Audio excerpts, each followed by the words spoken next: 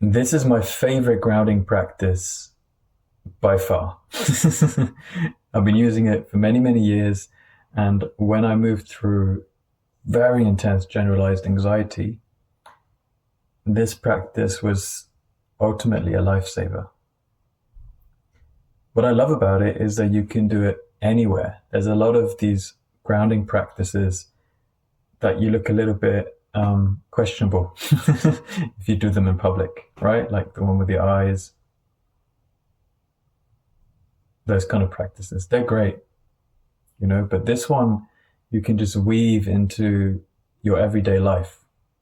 That has the benefit of, one, you don't hold back from doing it because you don't want to be perceived as strange. And two, because it's so easy to weave into everything that you're doing, it's much more likely that you're going to do it. I'm pretty sure you would have heard of it. If you haven't, you're in for a treat. If you have heard of it, it really is about tuning into, you can do the practice in different ways. You can do it in rushed ways where you still benefit, and sometimes something is better than nothing. A little bit more present, reaching towards that critical mass of presence where your body calms down, you're more emotionally regulated. That's amazing. But you can also do it in a way where you get a lot more benefit from it. So, let's take a breath. Conscious breath. Hopefully you're breathing. And just release. Letting you really arrive into this moment and where you are. And then let's start off with 5 things that we can see. This can be, as I said, just looking around. Someone else wouldn't even notice that you're doing this. Paying attention to 5 things, looking at one thing and then moving over to the next thing. This is where the rushedness can come in. You can be like, one thing, one thing, one thing, one thing, one thing. Or you can just be like, curious, one thing. The shape, color, just taking that thing in without even giving it a name necessarily. And then, when you're ready, just moving on to the next thing.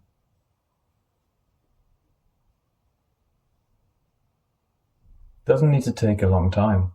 And then the next thing. 2 more.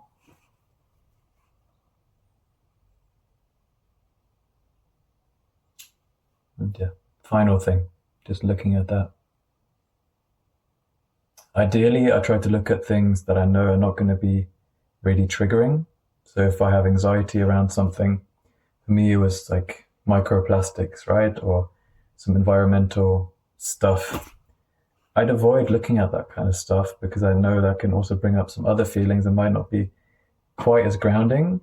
These days, I feel more neutral about most things.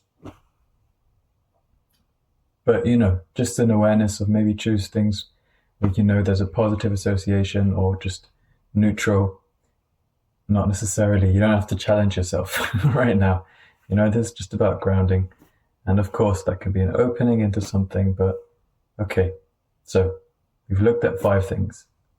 Let's tune into, so it's 5, 4, 3, 2, 1 usually, right? So let's tune into 4 things that we can feel.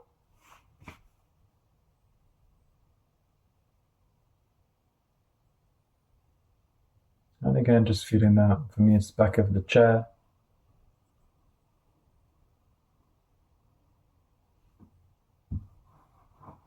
Carpet.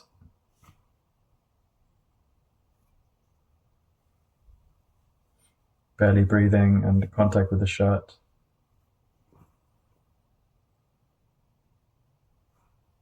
And contact of my fingers. But as you do along to this practice, you will of course find your own things.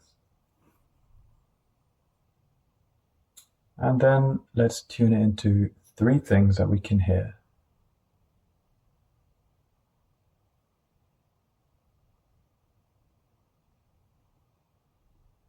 For me, I have a bit of tinnitus, so I can hear a bit of ringing in the ears. I can also hear a faint road noise from the road outside.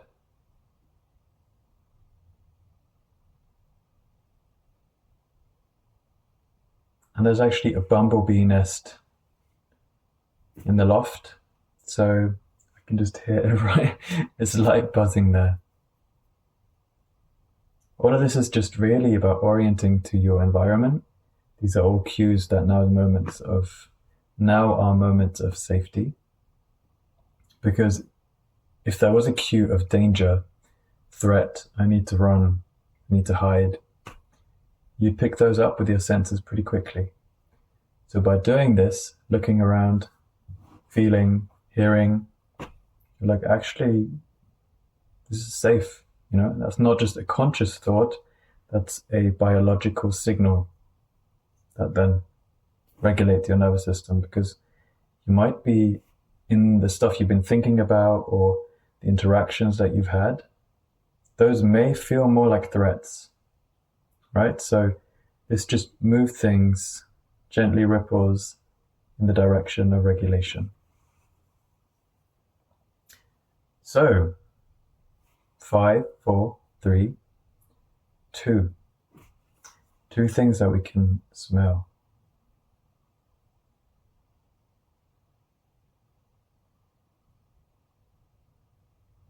I've got my 2. What about you?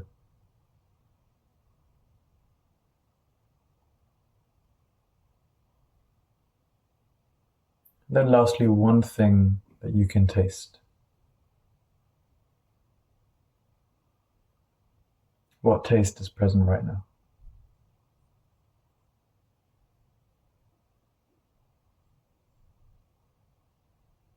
You can absolutely switch the order of these things. It can be 5 things that you can taste if you've got some super taste buds. Makes no difference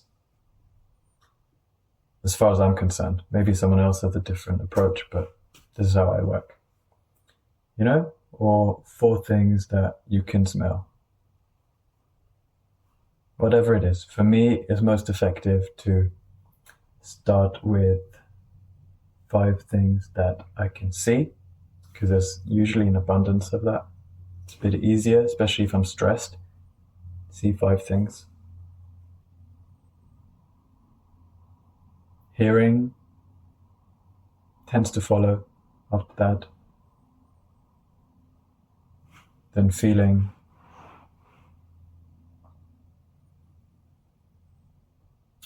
Tasting.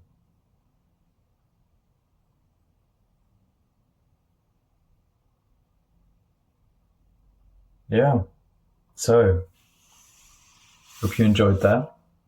Definitely let me know what it's like to weave this into your life if you struggle with that, or if you find that flows quite naturally. These little check-ins. You know that sign? Bigger than. Little check-ins, bigger than monster meditation sessions. Especially when done infrequently. So if we can have these little check-ins, call them mini meditations if you want, makes such a difference for how present we can be. Ripples, the health effects of that are amazing. Ripples into everything. Yeah. All right. Have a beautiful day or night. Much love. Soak up these soothing vibes.